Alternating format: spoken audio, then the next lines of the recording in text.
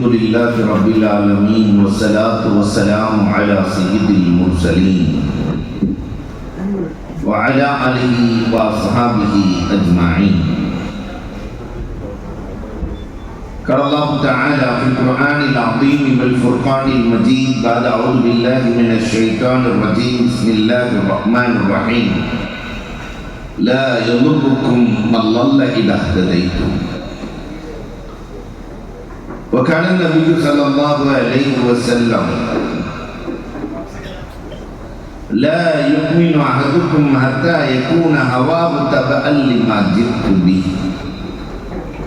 أو كما قال عليه الصلاة والسلام. صدق الله مولانا العظيم وصدق رسوله النبي الكريم ونحن على ذلك من الشاهدين والشاكرين والحمد لله رب العالمين. புகழ் அனைத்தும் அல்லாஹ் ஒருவனுக்கே. சாந்தியும் சமாதானமும் கண்மணி ரசூலுல்லாஹி ஸல்லல்லாஹு அலைஹி வஸல்லம் அவர்களின் மீதும் அவர்களை பின்பற்றிய சஹாபாக்கள், தாபஈன்கள், தபஅத் தாபஈன்கள், சுஹதாக்கள், சாலிஹீன்கள், நாதாக்கள், நல்லவர்கள், குறிப்பாக நம் அனைவரின் மீதும் அல்லாஹ்வின் சாந்தியும் சமாதானமும் என்றென்றும் நின்று நிலவட்டுமாக. நண்டங்கடவாய் ஜமாத் சார்பாக பல்வேறு நிகழ்வுகளில் கலக்கிற தௌஃபீக்கை அல்லாஹ் நசீபாக்கினான். அந்த வரிசையில் இவ்வாண்டு உங்களை சந்திக்கிற வாக்கியத்தை வழங்கிய எல்லாம் வல்ல அல்லாஹ்வுக்கே எல்லா புகழும். இதற்காக ஏற்பாடு செய்திருக்கிற ஜமாஅத்தினுடைய தலைவர், செயலாளர், பொருளாளர் உள்ளிட்ட நிர்வாகிகள் அத்துணை பேர்களுக்கும், துடிப்பு மிக்க இளவல்கள், தமிழகத்தில் பல்வேறு ஊர்களுக்கு நாம் சென்றிருக்கிறோம். ஆனால் 2010 இதுவரை கோயம்புத்தூரில் பயான் நடந்தாலும் இங்கிருந்து புறப்பட்டு வந்து விடுகிறார்கள். அத்துணை இளவல்களுக்கும் இதற்கெல்லாம் நாம் இங்கு வருவதற்கு முத்தாய்ப்பான காரணமாக இருந்த சம்சுத்தீன் ஆலிம் பின்னால் ஓரமாக உட்கார்ந்து இருக்கிறார். ஒழுங்கா பேசுறாரா இல்லையா கவனிப்பதற்காக கண்ணியத்திற்குரிய ஹஸரத் அவர்களுக்கும், வருகை வந்திருக்கிற ஆண்டோர்கள், சான்றோர்கள், அதிலும் குறிப்பாக எம்மோடு பல ஆண்டு காலம் ஒன்றாக ஹஜ்ஜிலே இருக்கிற வாக்கியம், இந்த மண்ணுக்கு பெருமை சேர்த்துக் கொண்டிருக்கிற, ஒவ்வொரு ஆண்டும் அங்கு வந்து வர்றதான் தெரியும். காலையில் ஒரு உம்ரா, மதியம் ஒரு உம்ரா, மாலையில் ஒரு உம்ரா என்று உம்ராவிலேயே தன்னுடைய வாழ்க்கையை கழித்துக் கொண்டிருக்கிற கண்ணியத்திற்குரிய பல்லம் ஹனீஃபா ஹாஜியார் அவர்களுக்கும், கண்ணியத்திற்குரிய அருமை முஹிப்புல் உலமா ஜைனுலாப்தீன் ஹாஜியார் அவர்களுக்கும், வருகை வந்திருக்கிற ஆண்டோர்கள், சான்றோர்கள், தாய்மார்கள், இளைஞர்கள், உங்கள் அத்துணை பேர்களுக்கும் இஸ்லாத்தின் காணிக்கையான சலாத்தினை பதிலை எதிர்பார்த்து சொன்னவனாக என் வார்த்தைகளை துவக்குகிறேன். அஸ்ஸலாமு அலைக்கும் வரஹ்மத்துல்லாஹி தஆலா வ பரகாத்துஹு. அல்ஹம்துலில்லாஹ். அல்லாஹ் ரப்பல் ஆலமீன் 3 விஷயங்களை தான் பாதுகாப்பதாக வாதா கொடுத்திருக்கிறான். அதில் ஒன்று கலாமுல்லா, ரசூலுல்லா, பைத்துல்லா. 3ஐயும் பாதுகாக்கிற பொறுப்பை அல்லாஹ் யாரிடத்திலும் ஒப்படைக்கவில்லை. குர்ஆனை பாதுகாக்கிற பொறுப்பு, குர்ஆனை உலகத்தில் யாராவது அழிக்க நினைத்தால் அந்த குர்ஆன் அழிந்து விடுமா? உலகத்தில் யாராலும் அழிக்க முடியாது. ஒரு புள்ளி கூட மாற்ற முடியாத வேதம் அல் குர்ஆன். ரசூலை அழிக்க நினைத்தார்கள், அழிக்க முடிந்ததா? பெருமானாரை உலகத்தில் எந்த நபிக்கும் கிடைக்காத பெரிய வாய்ப்பு நம்முடைய நபிக்கு. நாயகத்தை பாதுகாக்கிற பொறுப்பை அல்லாஹ் எடுத்துக்கொண்டார். மன்னர்களை எல்லாம் பாதுகாக்கிற பொறுப்பை இந்த உலகத்திலே யானை படைகள் எடுத்திருந்தது. யானை படைகள் தான் மன்னர்களை பாதுகாக்கும். இன்னைக்கு இருக்கிற அரசியல்வாதிகளை பாதுகாக்கிற பொறுப்பை பூனைப்படை எடுத்திருக்கிறது.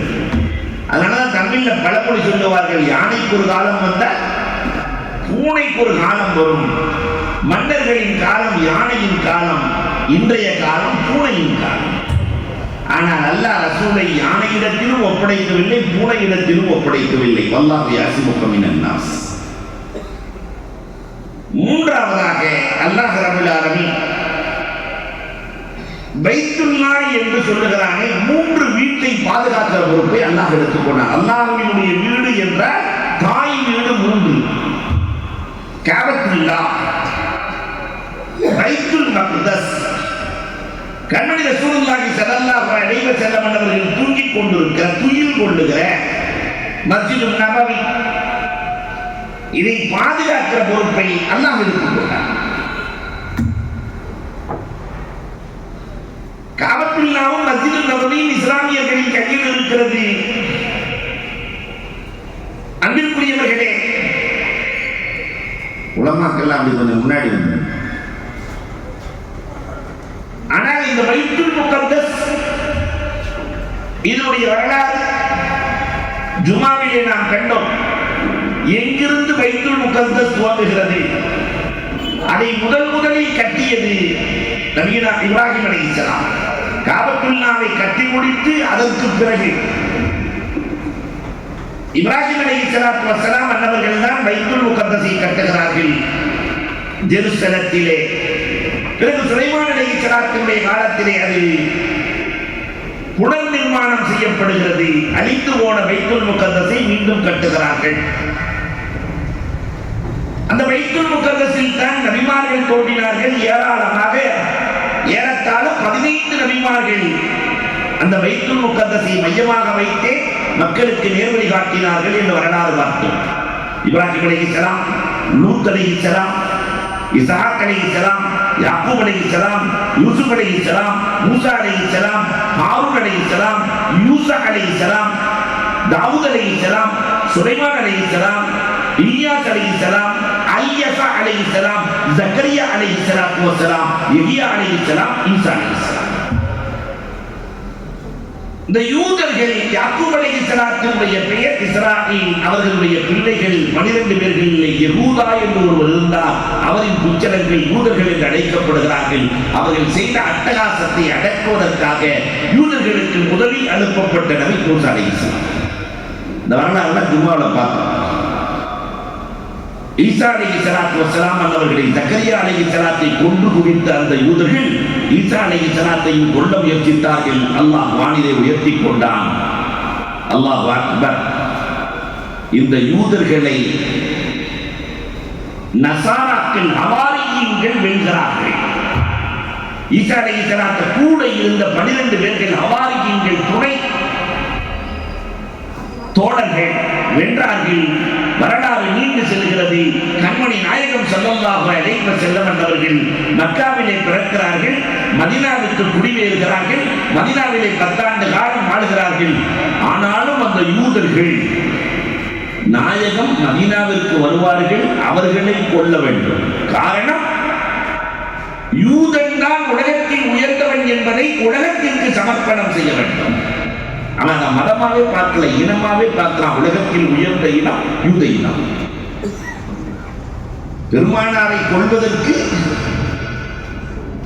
10 வயது நாயகத்திற்கு அப்பொழுதிருந்தே முயற்சி செய்த யூதர்கள் தோல்வியை தழுவுகிறார்கள். மதீனாவில் தான் மாணவி தங்குவார்கள் என்று அறிந்து கொண்டு 3 கிளையினர்கள், பனு குரைலா, பனு கைனகா, பனு நுதை என்று 3 கிளையினர்கள் மதீனாவிலே தங்கினார்கள். மதீனாவில் இருப்பவர்கள் எல்லாம் நம்மை போன்றவர்கள், தமிழ்நாட்டுக்காரங்க மாதிரி. தமிழ்நாட்டுக்காரங்க என்ன செய்வாங்கன்னா, நம்மளுக்கு ஒரு பழக்கம் இருக்கு, விதைக்கிறதுக்கு முன்னாடியே கடை வாங்கிடுவோம். 2 ஏக்கர்ல விதைய போட்டா இவ்வளவு நெல் வரும், நாம கடை வாங்கி அதை கொடுத்துட்டு மிச்சத்தை வச்சுக்கலாம்னு விளையிறதுக்கு முன்னாடியே கடன் வாங்கும் பழக்கம் நமக்கு இருக்கிற மாதிரியே மதீனாவாசிகளுக்கு இருந்தது. யாரிடத்திலே கடன் வாங்குவார்கள் என்றால் யூதர்களிடத்திலே. கடன் வாங்கிவிட்டு விளைகிற விளைச்சலை எல்லாம் யூதர்களுக்கு தருவார்கள். இந்த நிலைமை எப்படி மாறி இருந்தது? மாணவி மதீனாவிற்கு செல்வதற்கு முன்னால் எப்படி இருந்தது தெரியுமா? மதீனா, இந்த அவுஸ் ஹஸ்ரஜ் என்ற மதீனாவாசிகள் திருமணம் முடித்தால் முதலில் அந்த பெண்ணை யூத தலைவன் அனுபவித்ததற்கு பிறகுதான் கட்டிய மாப்பிள்ளை தொட முடியும். கட்டிய மாப்பிள்ளை தொட முடியும். காரணம் அவ்வளவு கேவலம். வட்டிக்கு கொடுத்து வட்டிக்கு கொடுத்து வட்டிக்கு கொடுத்து அவுஸ் ஹஸ்ரஜை அடிமையாக்கி வைத்திருந்தார்கள். ஏறத்தாழ இன்றைக்கும் சமூகத்தில் இது நடக்கிறது. எங்க சேலத்தில் நடந்தது. இது நடக்குதா இல்லையான்னு தெரியல. ஒரு அம்மா திடீர்னு போன் பண்ணுது. என்னம்மா விஷயம்? 7000 நான் கடன் வாங்கி இருந்தேன் ஒருவரிடத்திலே. அந்த கடனை கொடுக்க முடியவில்லை. நம்ம இட்லி சுட்டு விற்கிறே. கடைசியில் கடன் கொடுக்க முடியவில்லை என்றால் உன்னை கொடு என்று கேட்டான். நான் என்னையே, ஒரு இஸ்லாமிய பெண்மணி, நல்லா பாதுகாக்க வேண்டும், மன்னிக்க வேண்டும், என்னையே கொடுத்தேன். ஆனால் இப்பொழுது என் மகளும் வேண்டும் என்று சொல்றார். எப்படியாவது நீங்கள் என் பிள்ளையை எடுத்து சென்று ஏதாவது ஒரு மதரசாவிலே சேர்த்து விடுங்கள். 21 வயசு ஒரு பிள்ளைக்கு 19 வயசு. கடைசியில் கீழக்கர மதரசாவுக்கு அனுப்பியவர்களை படிக்க வெறும் 7000. என்றோ மதீனாவை சொல்லவில்லை. இன்று சமீப காலமாக ஒரு 10-15 வருடங்களுக்கு முன்னால் நடந்ததை சொல்கிறேன். இந்த நிலைதான் மதீனா. இதற்கு ஒரு முடிவு கட்ட வேண்டும் என்று அவுஸ் கூட்டத்தினுடைய தலைவர் மாலிக் தன்னுடைய சகோதரிக்கு மணமுடிக்கிறார். சகோதரியின் வேடத்திலே தன்னை ஆக்கிக் கொண்டு பொம்பளை மாதிரியே போய் அந்த பனூ குறைலா யூத தலைவனுடைய வீட்டுக்குள்ளே சென்று கதவை அடைக்கிற போது அந்த யூத தலைவனை கொலை செய்தார். அதற்கு பிறகுதான் அவுஸ் கூட்டத்தை பார்த்து பயந்தார்கள் யூதர்கள். இந்த நேரத்திலே தான் அவுஸ் ஹஸ்ரஜை பார்த்து அந்த யூதர்கள் சொன்ன வார்த்தை, கடைசி நபி வரப்போகிறார், கடைசி நபி பிறக்க போகிறார், அந்த நபியோடு நாங்கள் சேர்ந்து கொண்டு உங்களை துவம்சம் செய்வோம். யூதர்கள் மதீனாவாசிகளிடத்திலே சொல்லிக் கொண்டிருக்கிற இந்த நிலையில் தான் முஸ்அப் இப்னு உமைர் ரலியல்லாஹு தஆலா அவர்கள் மதீனாவிற்கு செல்கிறார்கள். அவுஸ் கூட்டத்தினுடைய தலைவர், ஹஜ்ரத் கூட்டத்தினுடைய தலைவர் உஸைத் இப்னு உமைர் ரலியல்லாஹு தஆலா, ஸஅத் இப்னு முஆத் ரலியல்லாஹு தஆலா உட்கார்ந்து இருக்கிற போது தூரத்தில் இருந்து அஸாத் இப்னு துராரா, இதோ இவர்கள் தான் 2 தலைவர்கள், நீங்கள் பேசுங்கள்.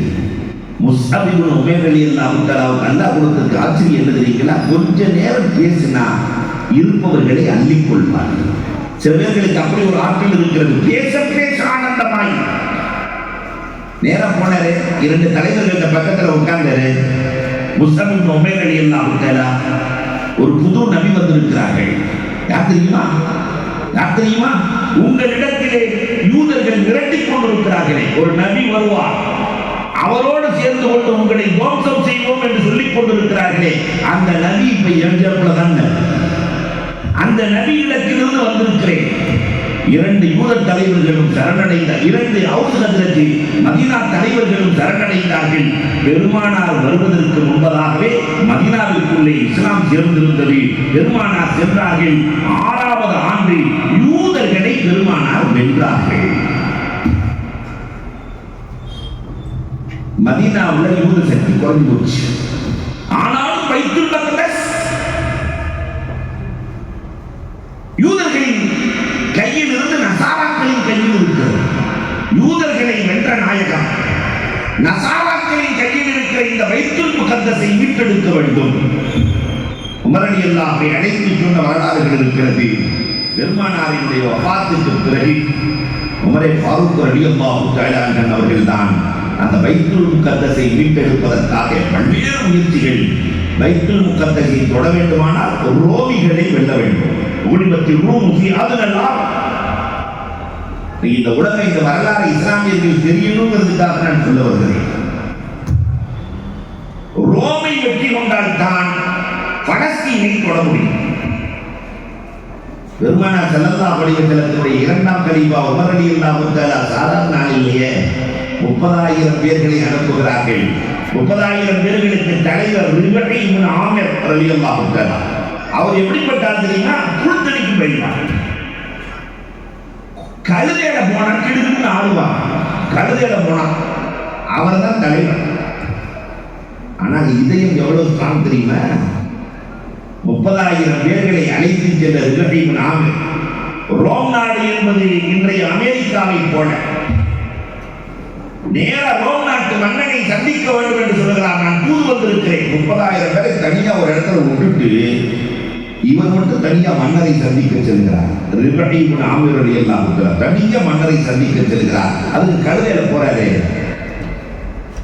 தூரம் பட்டு கம்பளம் விரிக்கப்பட்டிருக்கிறது. 3 மைல்களுக்கு அப்பால் மன்னன் அமர்ந்திருக்கிறார். மன்னனை பார்க்க செல்ல வேண்டும். தூது செல்கிறது, அவனை விட்டு விடுங்கள், குதிரையை கட்டிவிட்டுத்தான் செல்ல வேண்டும், அவிழ்த்து விட்டுத்தான் செல்ல வேண்டும் என்று சொல்ல, அதெல்லாம் முடியாது, குதிரையில தான் போவேன். மன்னர் தூரத்திலிருந்து சொல்கிறார், அந்த நாடோடி பாலைவனத்திலிருந்து, மக்கா பாலைவனம், மதீனா பாலைவனத்திலிருந்து வந்திருக்கிற நாடோடியை அனுப்புங்கள். என்ன தைரியம்! அந்த புல்தடிக்கு பயில்வான் ரிபஹி இப்னு ஆமிர் ரலியல்லாஹு அன்ஹு நேரா போன ஒரு கழுதைய மன்னர் சாய்ந்து இருக்கிற தலைமாடியில கட்டினார். மன்னர் இந்த சஹாபாக்கள் மன்னர் சாய்ந்து இருக்கிற தலைமாடியில கட்டிட்டு மன்னனை பார்த்து சொன்னார், அஸ்லிம் அஸ்லம், இஸ்லாம் ஆனா நல்லா இருப்ப, இல்லாட்டி நடக்கிறதே வேறு. இஸ்லாம் ஆனா நல்லா இருப்ப. ஈமானின் தைரியம், ஈமானின் வேகம், வீரம். அல்லாஹ் அக்பர். மன்னன் சிரிக்கிறான். நீங்க எத்தனை பேர் வந்திருக்கிறீங்கன்னு கேட்டான் மன்னன். போர்க்களத்திலே கூட பொய் சொல்லாதவர்கள் சஹாபாக்கள். நாங்க 30,000 பேர் வந்திருக்கோம். மன்னன் விழுந்து விழுந்து சிரித்தான். என் படை வீரர்கள் எத்தனை பேர் தெரியுமா? 3 லட்சம் பேர். 30,000 பேர்களை தூக்கி போட்டோம், புடிஞ்சோம் என்று விழுந்து விழுந்து சிரிக்க, எல்லாம் சிரிச்சு முடிச்சவங்க ரிபஹி இப்னு ஆமிர் மட்டும் தனியா விழுந்து விழுந்து சிரிச்சான். அவர் மட்டும் ஆடி ஆடி சிரிக்கிறார். மன்னன் அசந்து போனான். இறக்க போவதை எதற்கு சிரிக்கிறார்? இல்ல, உங்க 3 லட்சம் பேரும் வீரர்களும் மனைவியிடத்திலும் தாயிடத்திலும் புறப்படுகிற போது போய் வருகிறேன் என்று சொல்லி வந்தவர்கள், போயிட்டு வரேன்னு சொல்லிட்டு வந்தவங்க. ஆனால் எங்களிடத்தில் இருக்கிற 30,000 பேர்களும் புறப்படுகிற போதே இஸ்லாத்தை விதைக்க புறப்படுகிறோம் என்று புறப்பட்டவர்கள். அஸ்லிம் தஸ்லாம், இஸ்லாமாகி உனக்கு வெற்றி இருக்கிறது, இல்லை என்றால் போர் நடத்தலாம். எங்களிடத்தில் போரா? உலகத்தில் எங்களை வென்றவர்கள் யாரும் இல்லை. அல்லாஹ் அக்பர். 19 நாள் போர் நடத்தினார்கள். ரிபஹி இப்னு ஆமிர் ரலியல்லாஹு அன்ஹு தலைமையில் ரோம் நாட்டை வெற்றி கொண்டார்கள். ரோம் நாட்டினுடைய மன்னன் ருஸ்தும். எப்படி இவர்கள் ஜெயிக்கிறார்கள்? அவில்லை ரோபான் அவின்னார் குர்சான். இரவு முழுவதும் இபாதத்தில் இருக்கிறார்கள், பகல் முழுவதும் போர் செய்கிறார்கள், படைப்பினங்களோடு இருக்கிறார்கள். இவர்களை ஜெயிக்கவே முடியாது என்று தோல்வி கண்டான். ரோம் வெற்றி கொள்ளப்பட்டதற்கு பிறகுதான் உமரே ஃபாரூக் ரலியல்லாஹு தஆலா பலஸ்தீனை வெற்றி கொள்வதற்காக அபூ உபைதா இப்னு ஜர்ராஹ் ரலியல்லாஹு தஆலா. யார் அந்த அபூ உபைதா? அமீர் ஹாதிஹில் உம்மா. இந்த உம்மத்திலேயே நம்பிக்கைக்குரியவர் அபூ உபைதா. அனுப்பிச்சு பைத்துல் முகத்தஸில் போயாச்சு. ஆனா அங்க இருக்கக்கூடிய தலைவர்கள் எல்லாம் செய்த வேலை என்ன தெரியுமா? அல்லாஹு அக்பர். அங்க இருக்கிற தலைவர்கள் எல்லாம் கிறிஸ்துவ தலைவர்கள். இறைவனுடைய தண்டனை இவர்களுக்கு வர வேண்டுமானால் அரைகுறை ஆடை அணிந்தவர்களை தெருக்களில் நடமாட விடுங்கள். அரைகுறை ஆடை அணிந்தவர்கள் நடமாடினால் அல்லாஹ்வின் அதாப் இறங்கிவிடும், இவர்கள் இறந்து போவார்கள். அபூ உபைதா இப்னு ஜர்ராஹ் ரலியல்லாஹு அன்ஹு ஆட்சி, அவங்க பைத்துல் முகத்தஸ் ஜெருசலத்திலே இருக்கிறார்கள். அரைகுறை ஆடையிலே பெண்கள் வருகிறார்கள். உமர் ரலியல்லாஹு அன்ஹு கடிதம் எழுதினாங்க, இப்படி எல்லாம் வர்றாங்க, என்ன செய்யட்டும்னு. ஒரே ஒரு ஆயத்தை தான் எழுதினார்கள். ஒரே ஒரு ஆயத்தை, நீங்க உங்களுடைய பார்வைகளை தாழ்த்திக் கொள்ளுங்கள், உங்களுடைய பார்வைகளை தாழ்த்திக் கொள்ளுங்கள், பொறுமையோடு இருங்கள். 6 மாதம் பொறுமையோடு இருந்தார்கள். நசாராக்கள் போரே இல்லாமல் உமர் வரட்டும், இந்த பைத்துல் முகத்தஸை ஒப்படைக்கிறோம் என்று உமர் ரலியல்லாஹு சென்றார்கள். அவர்கள் முந்தைய வேதத்தோடு ஒப்பிட்டு பார்க்கிறார்கள். இவர் கையில் தான் பைத்துல் முகத்தஸ் ஒப்படைக்கப்படும் என்று நாங்கள் படித்திருக்கிறோம், ஒப்படைக்கிறோம் என்று. உமரை ஃபாரூக் ரலியல்லாஹு அன்ஹுடைய ஆட்சி காலத்தில் பைத்துல் மக்தஸ் ஹிஜ்ரி 15 இந்த இஸ்லாமியர்களிடத்தில் வருகிறது. இங்க நம்ம பார்க்க வேண்டிய அதிசயம் என்ன தெரியுமா? உமர் ரலியல்லாஹுடைய காலத்துல வெறுமனே உமர் ரலியல்லாஹு நாட்டை வெற்றி கொள்ளல, இஸ்லாமிய கலாச்சாரங்கள் அத்தனையும் பதிய வைத்தார்கள். அரபு மொழி பேசுதல், நாம் இஸ்லாமியர்கள் இருக்குமா இல்லையா? அரபி மொழி நமக்கு பேச தெரியுமா? ஆங்கிலத்திற்கு கொடுக்கிற முக்கியத்துவம் இந்த சமூகம் அரபிக்கு கொடுக்கவே இல்லை இல்லையா? தொட்டதெல்லாம் என் பிள்ளை முன்னாள் இங்கிலீஷ் பேசணும், ட்ரை பண்ணி வாஷ் பண்ணி இல்லையா, எல்லாமே பண்ணி தான் வரும். நவுதுபில்லா. இதுக்கு முக்கியத்துவம் சில இடங்கள்ல பார்த்தோம் சொன்ன அந்த நிக்காஹ் மேடைகள் ஏன்னா ஆணி சாக்கத்தை சொல்றது தயவு செஞ்சு அரபியில சொல்லி கொடுக்காரு. கபில்து அப்படின்னா கபில் தேவ் அவருக்கு தெரிஞ்சது கிரிக்கெட் வீரர் கபில் தேவ் தான். இந்த ஹஜ்ஜில் நம்ம சொல்லி கொடுத்துட்டே போவோம், பின்னாடி சொல்லிக்கிட்டே வருவாங்க. ஆனா என்ன சொல்றாங்கிறத நம்ம கேட்டக்கூடாது. கேட்ட நமக்கு சக்கராத் பண்ணுவோம். இன்னக்க தைலம் அப்படின்னா பின்னாடி இன்னக்க தைலம், மாலா தைலம், மாலா தைலம். அங்க தைல வியாபாரம் நடந்தது. அல்லாஹ் அக்பர். அதனால ஆனால் உமர் ஃபாரூக் ரலியல்லாஹு அன்ஹுடைய ஆட்சி காலத்தில் நாடுகளை வெற்றி கொண்டதோடு மட்டுமல்ல, உமர் ரலியல்லாஹு வெற்றி கொண்ட நாடு இன்னும் இஸ்லாமியர்களின் கையில் இருக்கிறது. அந்த கலாச்சாரம் அரபு மொழியிலிருந்து கலாச்சாரம் வரை அத்தனையும் கொண்டு போய் சேர்த்திருக்கிறார்கள் நபித்தோழர்கள். பைத்துல் முகத்தஸையும் கொண்டு போய் இஸ்லாமிய கலாச்சாரத்தை சேர்த்தார்கள். என்ன நடந்தது தெரியுமா? 700 ஆண்டுகள் இஸ்லாமியர்களின் கையில் இருக்கிறார்கள். 700 ஆண்டுகள். இதற்கு இடையிலே ஒரு சின்ன சிக்கல். அன்னையிலிருந்து இன்னைக்கு வரைக்கும் நமக்கு பிரச்சனை நாம தான், அடுத்த இல்லை. நாமே காட்டிக் கொடுத்ததன் விளைவு உலக ஆசை, பிரிவினை. பெருமானார் ஸல்லல்லாஹு அலைஹி வஸல்லம் ஒரு ஹதீஸிலே சொல்லுவார்கள், எங்கு இது நடந்தாலும் இந்த உம்மத்து துண்டு துண்டாக பிரிக்கப்படும் என்று சொல்கிறார்கள். எங்கு நடந்தாலும் இதா ஃபஅலத் உம்மத்தி 15 ஹஸ்லத்தன். ஒரு ஹதீஸ்ல ஒரு இன்னொரு ஹதீஸ்ல 5 செயல்கள் அதை பிரியப்படுகிறார்கள், 5ஐ மறந்து போகிறார்கள். யுஹிப்பூனல் ஹம்ஸ வயன்ஸூனல் ஹம்ஸ். 5ஐ பிரியப்படுகிறார்கள், 5ஐ மறந்து போகிறார்கள். இப்படி ஒரு காலம் வரும். யுஹிப்பூனல் மால், எனக்கு செல்வம் வேண்டும் என்று ஆசைப்படுவார்கள், அதற்கு கேள்வி கணக்கு இருக்கிறது என்பதை என்னுடைய உம்மத்து மறந்து போவார்கள். பெருமானார் சொல்றாங்க, இதெல்லாம் நடக்கும். இன்னைக்கு இருக்கா இல்லையா? நிறைய பேர் நிம்மதிக்கு காரணம் காசு பணம் தான் நினைக்கிறான். நம்ம சமுதாயத்தில் காசு பணம் வந்துருச்சுன்னா நிம்மதி வந்துடும். நிறைய தோட்டம் தொடர்ந்து சொத்து சுகம், ஒரு 500 ஏக்கர் அவருக்கு இருந்தா அவருக்கு நிம்மதி வந்துடும். ஒரு நேரம் நடக்காது. நிம்மதிக்கு சம்பந்தமே இல்லை. சென்னையில் எனக்கு தெரிஞ்ச ஒரு ஆசியார் இருக்கிறார், ரொம்ப நல்ல மனுஷன். அல்ல அவருக்கு உயர்ந்த தரகா, ரொம்ப நல்ல மனிதர், உலமாக்களை நேசிப்பவர். எப்பயுமே பார்க்கிற போதெல்லாம் சொல்லுவார், நான் அண்ணா நகரில் 3 சைட் வாங்கி போட்டிருக்கிறேன், நான் பெசன்ட் நகரில் ஒரு 2 சைட் வாங்கி போட்டிருக்கிறேன். அவர் பரமக்குடியில் ஒரு 4 ஏக்கர் வாங்கி போட்டிருக்கிறேன். ஒரு நாள் அவரை கூப்பிட்டு ஆண்டியார் வாங்க, அந்த இடமும் உங்களை பார்த்து தான் சொல்லுது. என்னை பார்த்து இடம் என்ன சொல்லுது சார்? உங்களை பார்த்தோன்னா அந்த இடமும் சொல்லுது. ஆண்டியார் என்ன சொல்லுது? உங்கள் தாத்தாவை நான் தான் வாங்கி போட்டுருக்கிறேன், உங்க அத்தாவையும் நான் தான் வாங்கி போட்டுக்கிறேன், கொஞ்ச நாள் உங்களையும் நான் தான் வாங்கி போடுவேன் இல்லையா? இதில் என்ன பெருமை இருக்கிறது? பெருமை இல்லை.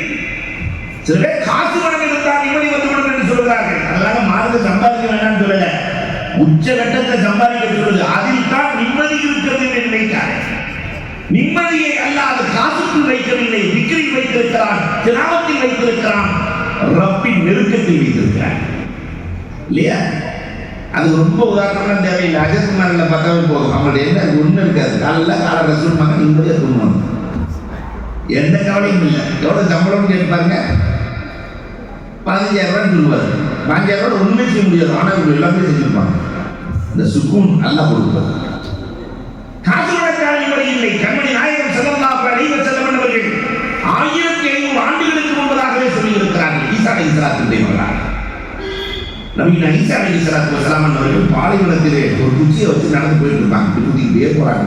திரும்பி வர்றதுக்கு வழி வேணும். அதனால அடையாளத்துக்காக சென்று கொண்டே இருக்கிற போது ஒரு இடத்துல குத்துனா டம் டம் என்று சத்தம் கேட்கிறது. தோண்டி பார்த்தா ஒரு சின்ன தங்க குடம், அதுக்குள்ள தங்க காசு. நாம அதான் என்ன செய்வோம்? தங்க குடம் தங்க காசு ஜாக்பாட் அடிச்சிருச்சு. அல்ஹம்துலில்லாஹ், இது நம்முடைய வாழ்க்கையே மாறி நாம நினைப்போமா இல்லையா? ஆனா ஈசா அலைஹிஸ்ஸலாம் அப்படி நினைக்கல. இது என்ன வேலை செய்யும் அவங்களுக்கு தெரியும். அதனால அதை பார்த்து சொல்றாங்களா, யா கத்துலா உருளி கை உலகார பாவியை என்ன விட்டு, யா கத்துலா உலகார பாவியை என்ன விட்டு உன்னை நான் தொடவே மாட்டேன் சொல்லிட்டு போயிட்டாங்க. நம்மள மாதிரி சராசரி ஆள் ஒரு 5 நிமிஷத்துல போச்சு அந்த வழியா. போனா தங்க குடம் தங்க காசு அல்ஹம்துலில்லாஹ் தூக்கிச்சு. தூக்கும் போது ஒரு ஆள் பார்த்துட்டான். மாப்பிள்ளை நானும் பார்த்துட்டேன். நம்ம ஊர் பாத்தியில சொல்றதா இருந்தா, டேய் மாப்பிள்ளை நானும் பார்த்துட்டேன்னா வேற வழி இல்லை.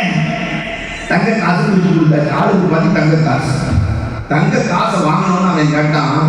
மாப்பிள்ளை அந்த குடம்னா இருக்கிற குடம் ஒன்று தானே. அந்த குடம் முதல்ல பசியா இருக்கு, போய் சாப்பாடு வாங்கிட்டு வா. சாப்பிட்டதுக்கு பிறகு குடத்தை பற்றி பேசலாம். போய் சாப்பாடு. நான் சாப்பாடு வாங்கிட்டு போயிட்டா நீ குடத்தை ஆட்டே போட்டுருவ. அந்த வேலை தான் வேணாம், நீ போய் வாங்கிட்டு வா. சரி நானே போய் வாங்கிட்டு வரேன். அதற்குள் இவனுடைய மூளை வேலை செய்கிறது. பக்கத்தில் இருக்கிற மரத்தை உடித்து கூர்மையாக்கி கொண்டான். உணவை கொண்டு வந்து வைக்க குடிக்கிற போது ஒரே கொட்டு.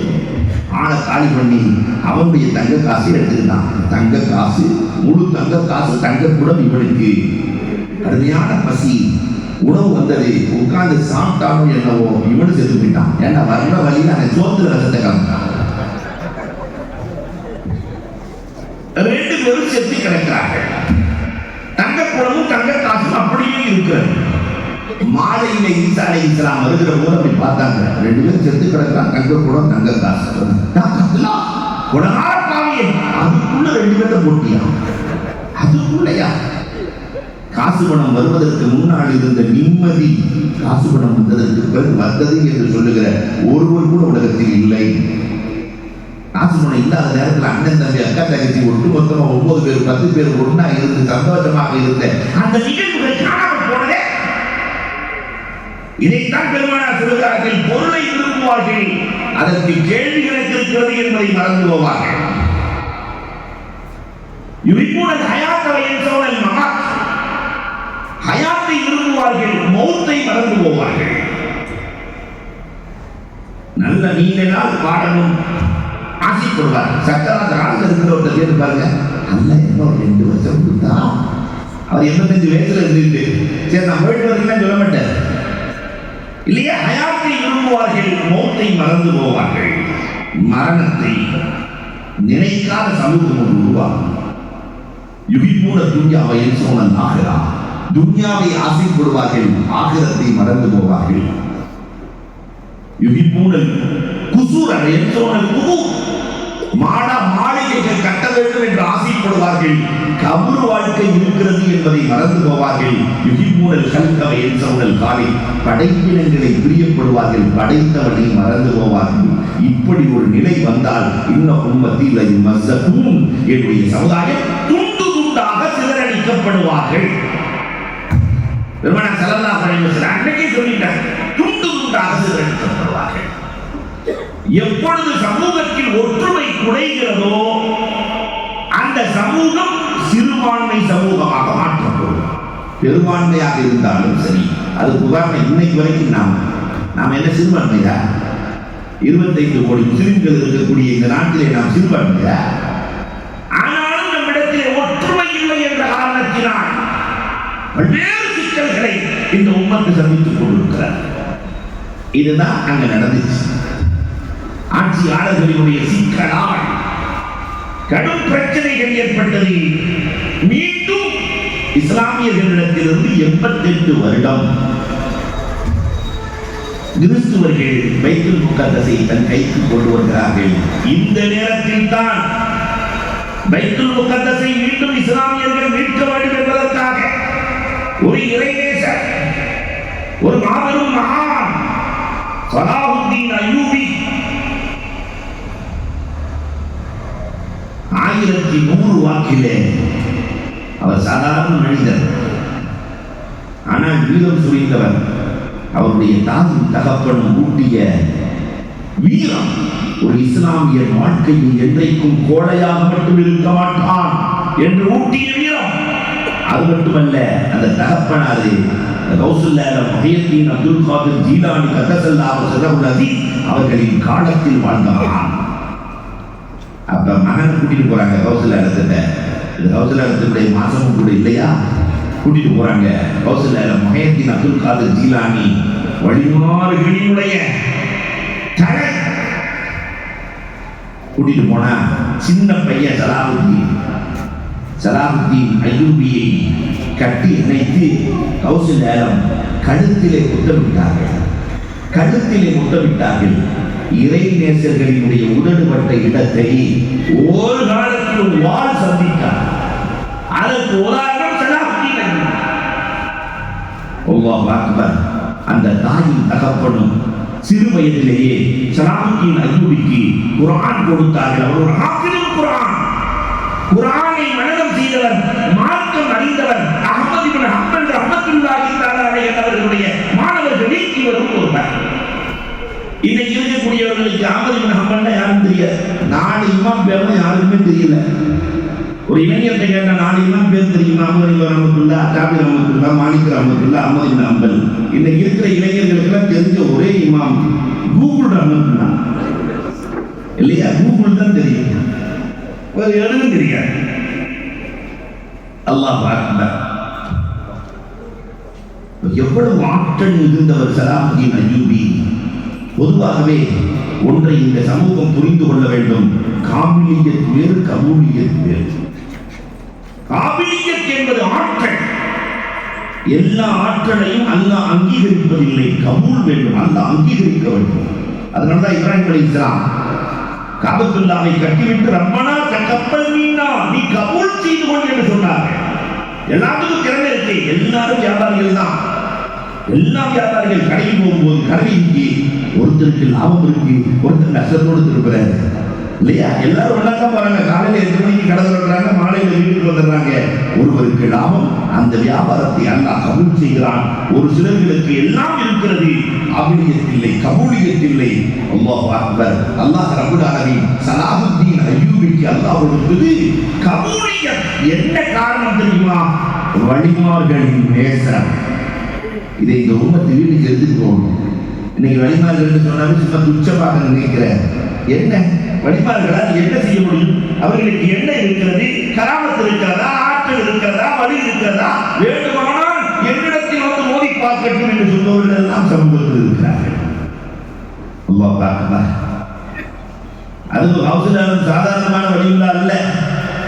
வழிமார்களின் பட்டியல் சாலிஹீன்கள், அதற்கு அடுத்த அபரார்கள், அஹியார்கள், நுகபாக்கள், நுஜபாக்கள், அபதார்கள், முக்தார்கள், அன்வார்கள், ஆரிஃபீன்கள், இமாமான், குதுப், கௌஸ்.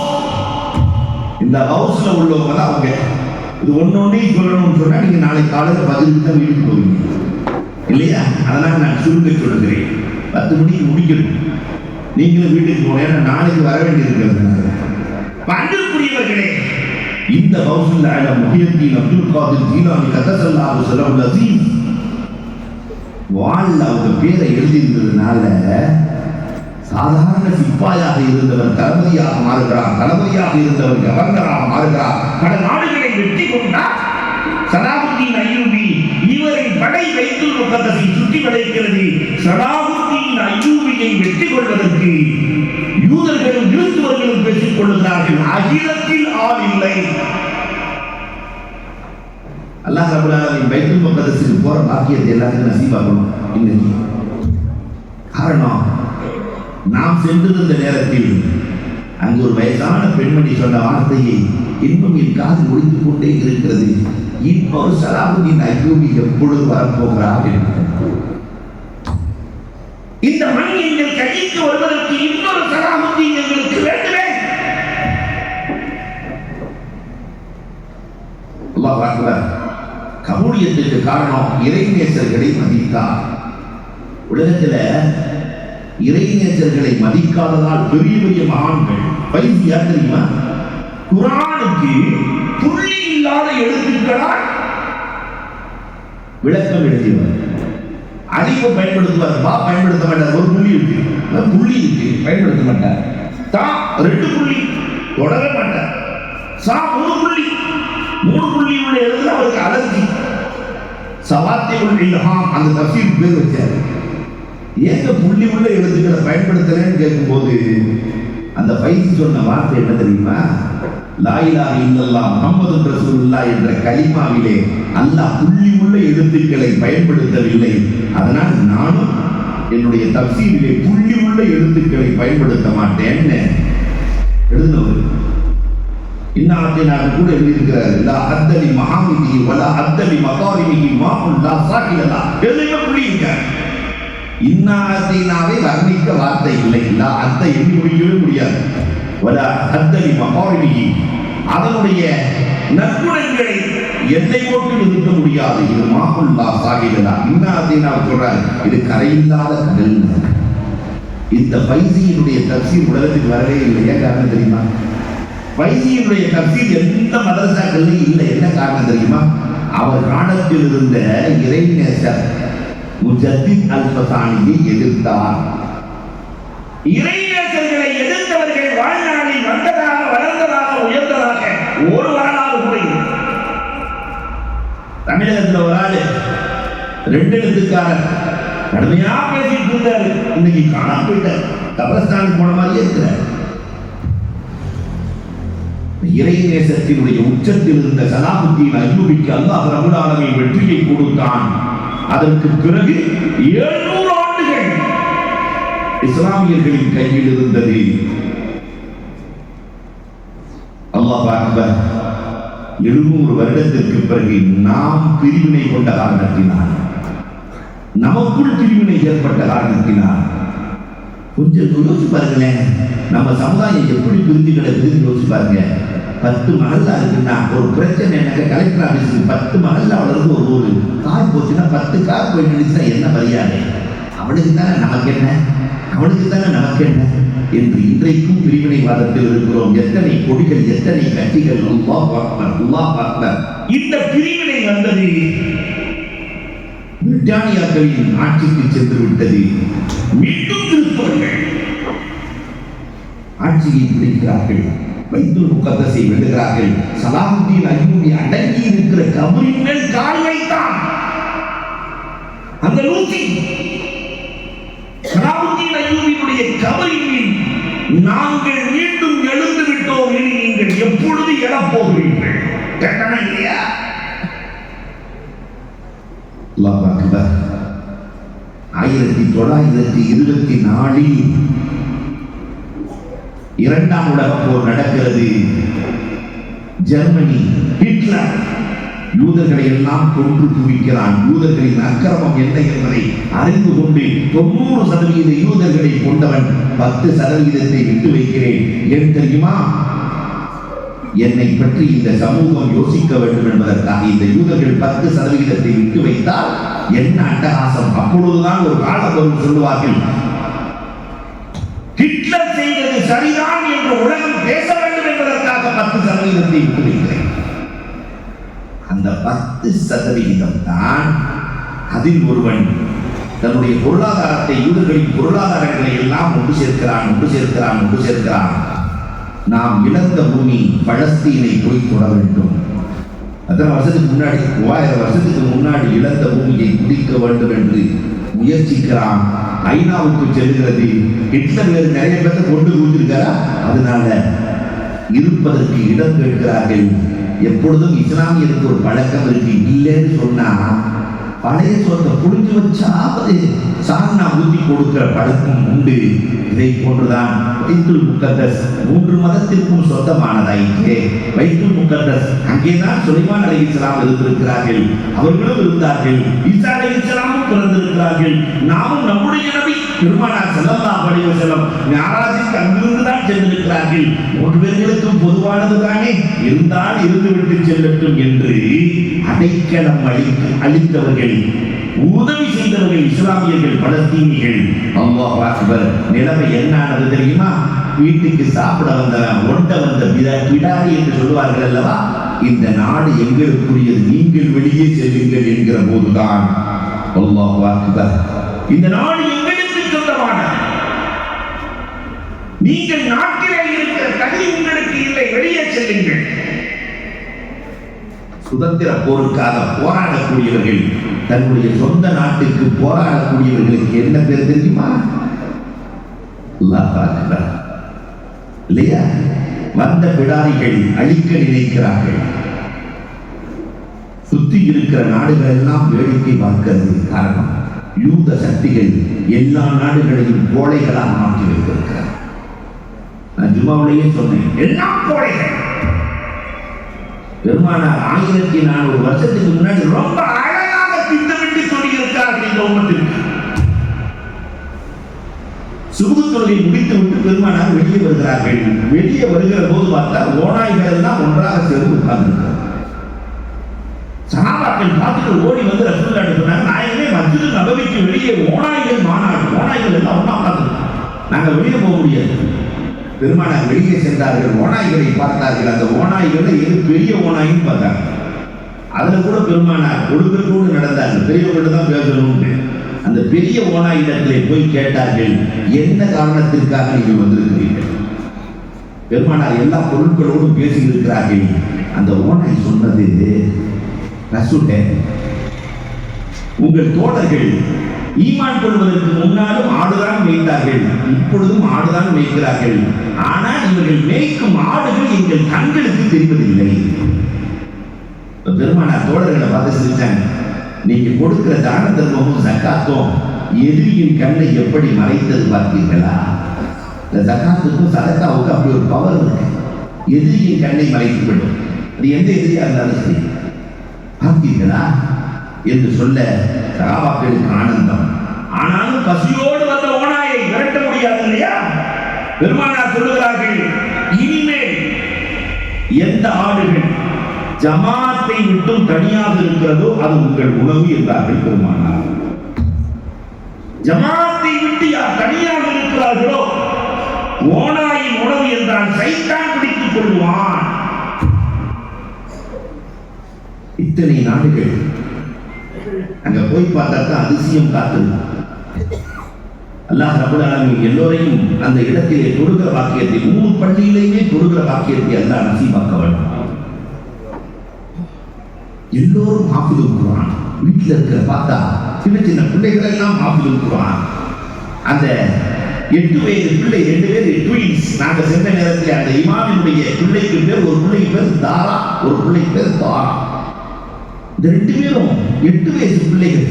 ஓத சொல்லி கேளுங்கள் என்று கேட்டால் 8 வயது பிள்ளைகளும் ஹாஃபிதுல் குர்ஆன். எங்களை அழிப்பதற்காக ஒரு சக்தி முயற்சிக்கிறது.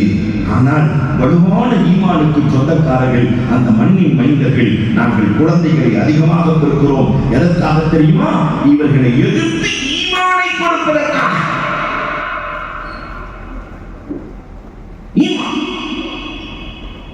நீங்க 4-5 நாட்களுக்கு முன்னால் மருத்துவர் கொடுத்த பேட்டியை பார்த்திருக்கலாம்.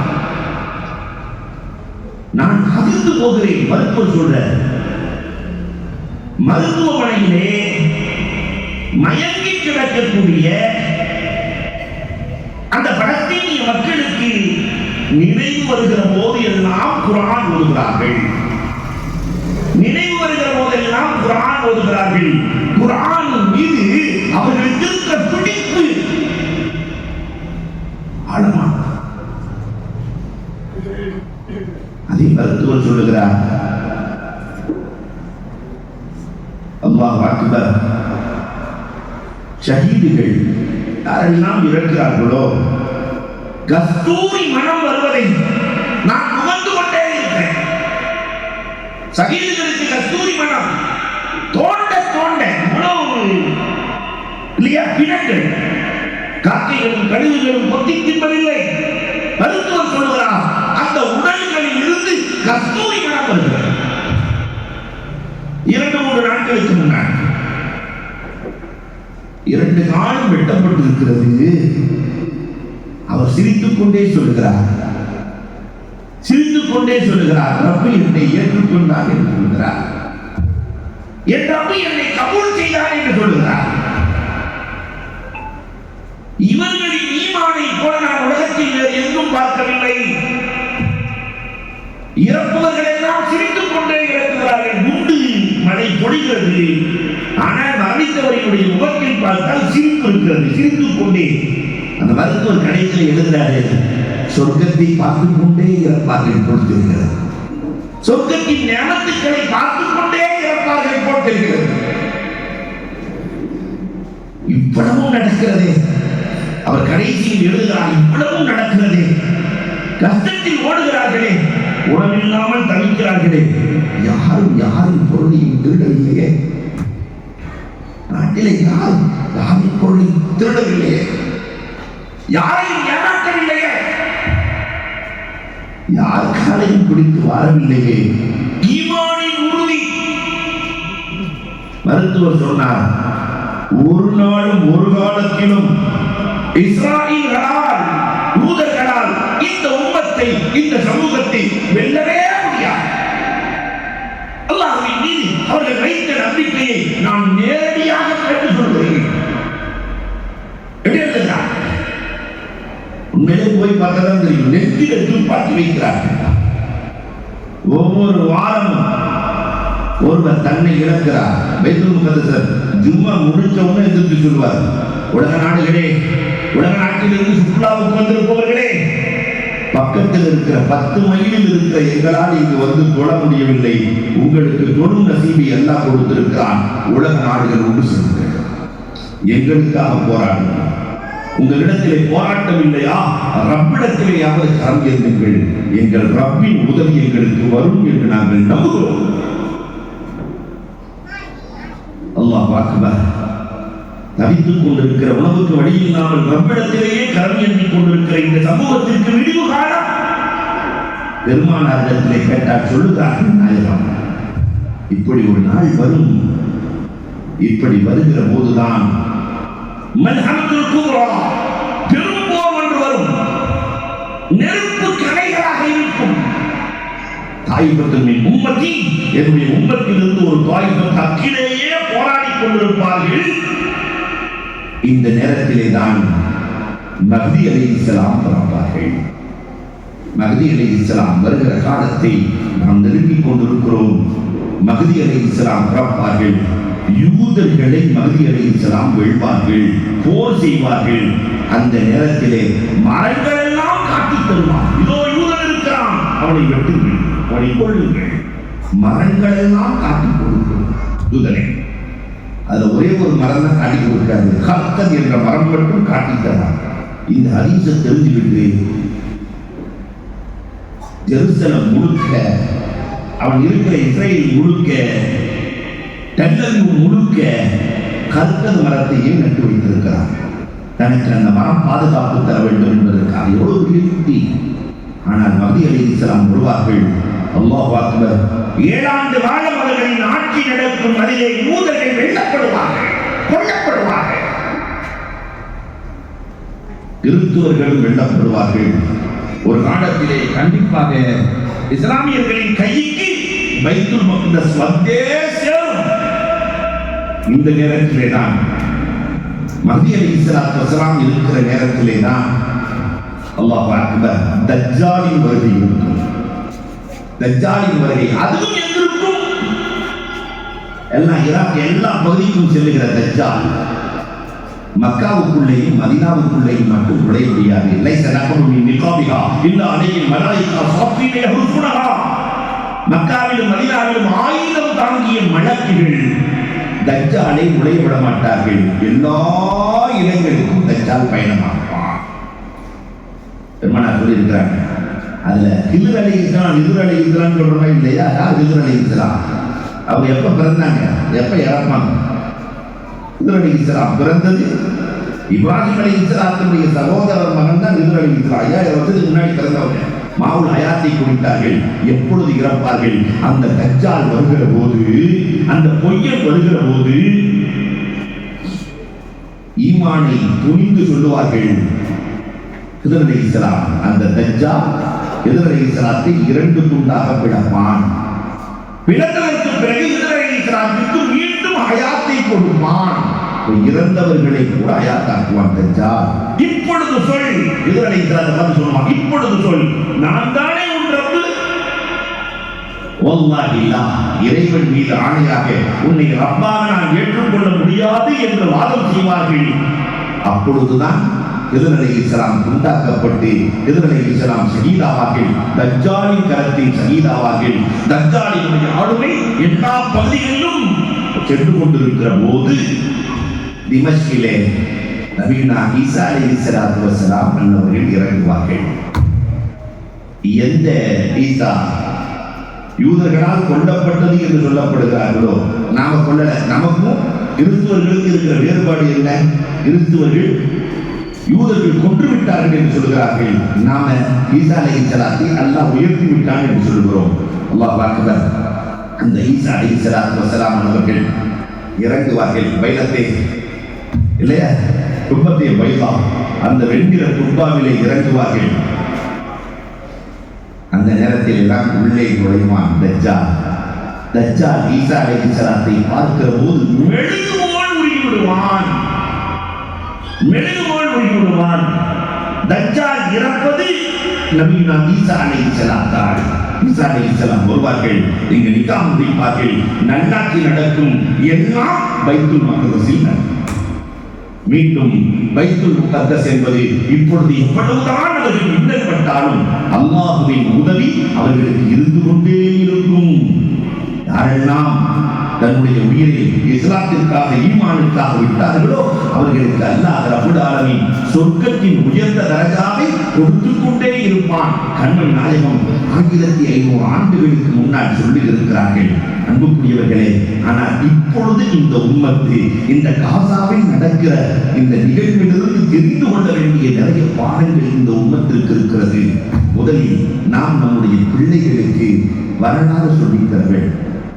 இன்றைக்கு நாம் நம்முடைய பிள்ளைகளை கோழைகளாகவே வளர்த்துவது. நம்முடைய முன்னோர்கள் எல்லாம் வரலாறு சொல்லிக் கொடுத்தாங்க. நபிமார்கள் வரலாறு, வழிமார்கள் வரலாறு. இன்னைக்கு அதெல்லாம் இல்லை, செல்போனை கையில தூக்கி கொடுத்துறோம் இல்லையா? கதை யார் சொல்லுகிறார்கள் தெரியுமா? சிங்கமும் கரடியும் புலியும் கதை சொல்கிறது பிள்ளைகளுக்கு. மனிதர்கள் சொல்லுகிற கதை பிள்ளைகளுக்கு பிடிக்கவில்லை. அதனால் பூனை கதை சொன்னால் பிடிக்கிறது, யானை கதை சொன்னால் பிடிக்கிறது. மனிதர்கள் சொல்லித் தருகிற காரணம் சொல்லித் தருகிற பெத்தாக்களும் பாட்டிமார்களையும் விளந்து வைத்திருக்கிறோம். நம் முன்னோர்கள் எந்த ஸ்கூலுக்கும் போனதில்லை, ஆனால் நல்ல நல்ல வரலாறுகளை சொல்லுவார்கள். எங்க நன்னி சொன்னது இன்றைக்கும் நினைவில் இருக்கிறது. பாடுபடுத்தினோம். காய்கறி வாங்குறதா இருந்தா, ஒரு கத்திரிக்காய் வாங்குறதா இருந்தா, அந்த கூடையில கொண்டு வரவங்களை உட்கார வச்சு 1 கிலோ 1 ரூபான்னு சொன்னா 50 பைசா 60 பைசா வாங்கிடுவாங்க. 60 பைசாவுக்கு வாங்கிட்டு அந்த கூடையை தூக்கி விடும் போது அந்த அம்மா அப்படி லேசா ஒரு தள்ளாரு, ஏமா புள்ளதாச்சியா இருக்கியா, சாப்பிடாம ஒட்டியா, இப்படிலாம் வரலாமா? உட்கார வச்சு 4 தோசை 2 இட்லி. ஏன் நீ 40 பைசாவுக்கு இந்த போராட்டம் நடத்தின, ஆனா 4 தோசை 2 இட்லி கொடுக்குறியே, இது 4 ரூபா வந்துருமே. 40 பைசாவுக்கு போராட்டம் நடத்திய நன்னியே 4 ரூபா கொடுத்து அனுப்புறியே, இது நியாயமா இருக்கா? அன்றைக்கு அந்த அம்மா சொல்றது இன்னும் நினைவில் இருக்கிறது. தம்பி, வியாபாரத்தில் கணக்கு பார்க்காதவன் கேட்டான், புண்ணியத்தில் கணக்கு பார்த்தவன் கேட்டானடா. வியாபாரம் என்றால் கணக்கு பார்க்க வேண்டும், புண்ணியம் என்றால் கணக்குக்கே வரக்கூடாது அன்று சொன்னார்கள். இன்றைக்கு நம்முடைய பிள்ளைகளுக்கு நல்லுபதேசம் செய்தோமா? அங்கு காசா மக்கள் கஷ்டப்படுகிறார்களே, நம் சகோதரர்கள் கஷ்டப்படுகிறார்களே, உணவுக்கு வழி இல்லாமல் துடிக்கிறார்களே, இரத்த வெள்ளத்தில் மூழ்கி போய் கிடக்கிறார்களே. தம்பி, கரம் எழுதி ரப்பிடத்திலே கேள். சிறுவர்களின் கரத்தை அல்லாஹ் கபூல் செய்கிறான் என்று சொல்லுகிற பெற்றோர்கள் யாரையை கேட்டு கேட்டு போனா நமக்கு என்ன என்று இருக்கிற பெற்றோர்களை தான் நாம் பார்த்துக் கொண்டிருக்கிறோம். இரண்டாவது மிக முக்கியமான பாடம் ஈமானின் வலு அவர்களிடத்தில் இருப்பதை போல நம்முடைய பிள்ளைகளுக்கு ஈமானின் வலுவை கொடுக்க வேண்டுமானால் குர்ஆன் ஓத தெரியாத ஒரு ஆள் கூட இருக்கக்கூடாது. எல்லோருக்கும் குர்ஆன். நீங்க உள்ள போய் பார்த்தீங்கன்னு சொன்னா, நான் அசத்து போன விஷயம், ஒரு அம்மா பேக் வித்துட்டு இருக்கிறாங்க. அந்த பேக்கில் லாயிலாக இல்லைன்னு போட்டு வித்துக்கிட்டு இருக்கிறாங்க. கைத்தொழில். அந்த அம்மாட்ட போய் பணம் கொடுக்கிற போது பேக்கை வாங்கிட்டு நீங்க பணம் கொடுங்க. அந்த அம்மாவுக்கு கடைசியில் கேட்டா, அங்கு சென்று கேட்டால் அதிசயம், தன்னுடைய கணவர் கொல்லப்பட்டிருக்கிறார். இருக்கிற 2 பிள்ளைகள் கொல்லப்பட்டிருக்கிறார்கள். அந்த அம்மா மட்டும் இருக்குது, பேக்கு விட்டு வாழதே. ஆனால் யாரிடத்திலும் கையெழுந்தாமல் வாழ எந்த நிலையிலும் ரப்புதான் எங்களுக்கு உதவ வேண்டும் என்ற அந்த ஈமானின் வைராக்கியம் நம்முடைய பிள்ளைகளுக்கு நாம் விதித்தோமா? அல்லாஹ் அக்பர். 3வது, துன்பங்கள் தோல்வி அல்ல, அது சோதனை தான். வாழ்க்கையில துன்பங்கள் வருவது தோல்வி என்று இன்னைக்கு நிறைய பேர் சின்ன சின்ன விஷயங்களுக்கெல்லாம் பலகீனமாகி முடங்கி உட்கார்ந்து விடுகிறார்கள். நிறைய இளைஞர்களை பார்க்கிறோம், நல்ல ஆட்கள் இருக்கு, ஏதாவது ஒரு வேலைக்கு போய் தோல்வி போயிட்டாங்கன்னா அதோட முடங்கிடலாம். மீண்டும் முயற்சி இல்லை. துன்பங்கள் ஏற்படுவது, கஷ்டங்கள் ஏற்படுவது அல்லாஹ் ஒருவரை புரியப்படுகிறான் என்பதற்கு அடையாளம். இதை சொல்லி நான்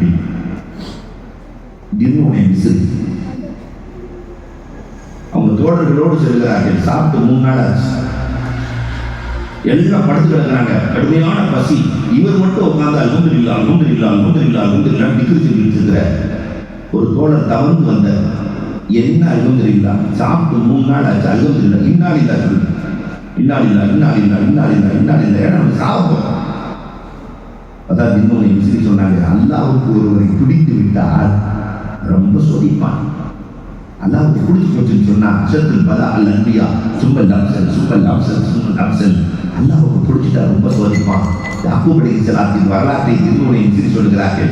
யாக்கூப் அலைஹிஸ்ஸலாத்துக்கு அய்யூப் அலைஹிஸ்ஸலாத்திற்கு 14 வருஷம் கஷ்டம், அதுக்கப்புறம் 28 வருஷம் சந்தோஷம். அய்யூப் அலைஹிஸ்ஸலாம் அப்ப அவங்கள்ட்ட போய் பேட்டி கேட்டாங்கன்னா இன்னும் சொல்லுகிறார்கள், அய்யூபே 14 வருஷம் நீங்க கஷ்டத்தில் இருக்கிற போது உங்களுக்கும் அல்லாஹ்வுக்கும் நெருக்கம் அதிகமாக இருந்ததா, அல்லது 28 ஆண்டுகள் சந்தோஷமாக இருக்கிற போது உங்களுக்கும் அல்லாஹ்வுக்கும் நெருக்கம் இருந்ததா? அய்யூப் அலைஹிஸ்ஸலாம் சொல்றாங்க, நான் 14 வருஷம் கஷ்டப்பட்டல. அப்ப அல்லாஹ் காலையிலும் மாலையிலும் அய்யூபே எப்படி இருக்கிறாய் என்று கேட்பான். அய்யூபே எப்படி இருக்கிறார்? இன்னி மசனியல் முர் அந்த அர்ஹமுர் கஷ்டமா தான் இருக்கு, நீ அர்ஹமுர் ராஹிமீன். ஆனால் நான் ஆரோக்கியம் பெற்று 28 ஆண்டுகள் ஆகிறது. ஒரு முறை கூட அல்லாஹ் அய்யூபே எப்படி இருக்கிறாய் என்று கேட்டதே இல்லை. அப்ப இன்னைக்கு பலஸ்தீனும் காசாவிலும் கஷ்டம் என்றால் அல்லாஹ் அந்த மக்களை நேசிக்கிறான் என்று பொருள். ரப்பு நேசிப்பவர்களை நாமும் நேசிப்போம், அவர்களுக்காக வேண்டி இருகரம் எழுதுவோம். இனி வரும் காலம் இஸ்லாமியர்களின் கையில் இருக்க வேண்டும் என்பதற்காக நாம் வீடுகள் தோறும், மகளாதோறும், ஊர்தோறும் ஒற்றுமையோடு இருக்க வேண்டும் என்பதை கூறி என் வார்த்தைகளை நிறைவு செய்கிறேன். வாக்குறுதி அல்ஹம்துலில்லாஹ்.